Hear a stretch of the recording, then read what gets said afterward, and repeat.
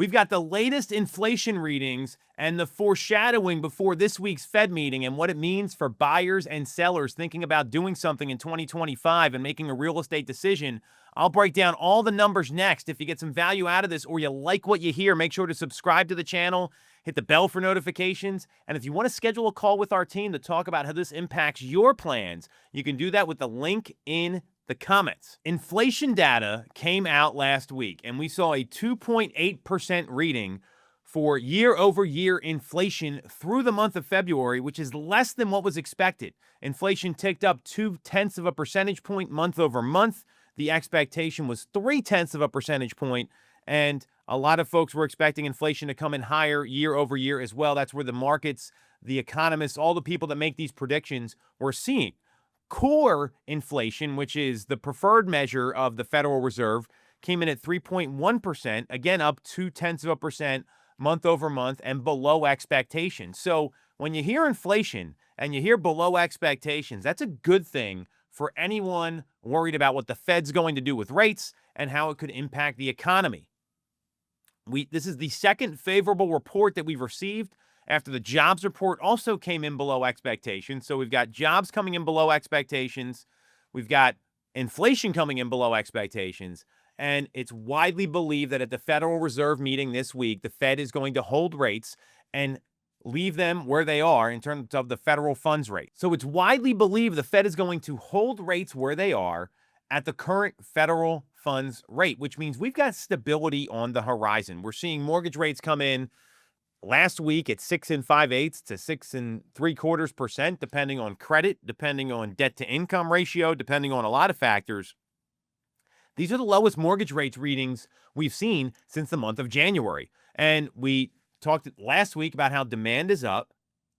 We're seeing rates come down, and it doesn't look like the Federal Reserve is going to be doing anything at their upcoming meeting, which means stability is on the horizon. And when people are making real estate decisions, in my view, stability is a good thing.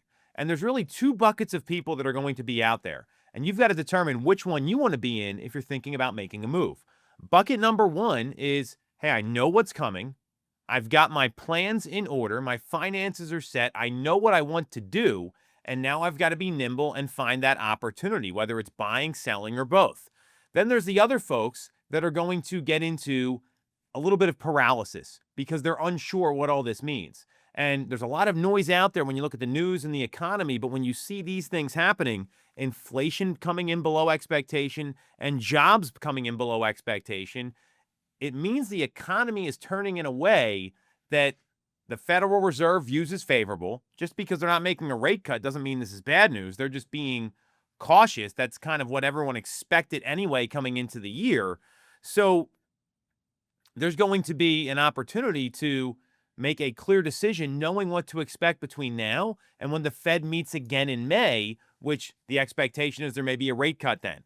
So this stability has also shown that we've seen a seasonal pop in inventory. Nationally, we're 28% higher than where we were last year with active homes for sale. In our local market, it's closer to 9.8% above where we were in terms of active inventory for sale through the month of February. So what we're seeing here is that more homes are coming to the market, and historically this happens every spring, especially in the Northeast and especially in the greater Philadelphia area where we see this seasonal pop of inventory.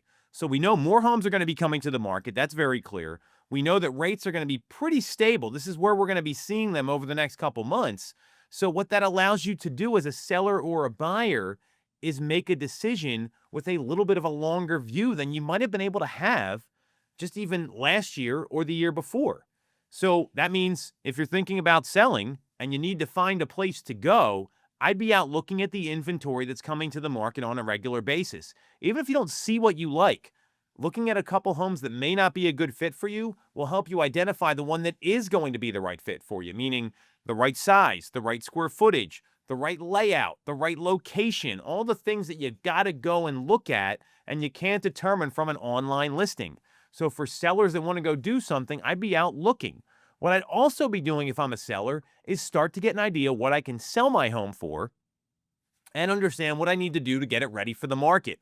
One of the most stressful things for any home seller is getting the home prepped and ready to go. And that takes time. So let's say the perfect opportunity comes up and it's tomorrow and your home maybe isn't ready yet. That could delay you getting your property to the market when we're seeing increased demand. We're seeing rates have come down and we've got a stable run here of where rates are going to likely be over the next few months. So I'd be having preparation meetings. I'd be talking to agents. I'd be interviewing people and understanding where should I price my home and what do I need to do to get it ready, and making sure the marketing plan can be started with the push of a button and all the prep work is already done. That's what home sellers should be doing right now. Even if you're thinking about moving in the next 12 months, you want to know what to do in advance.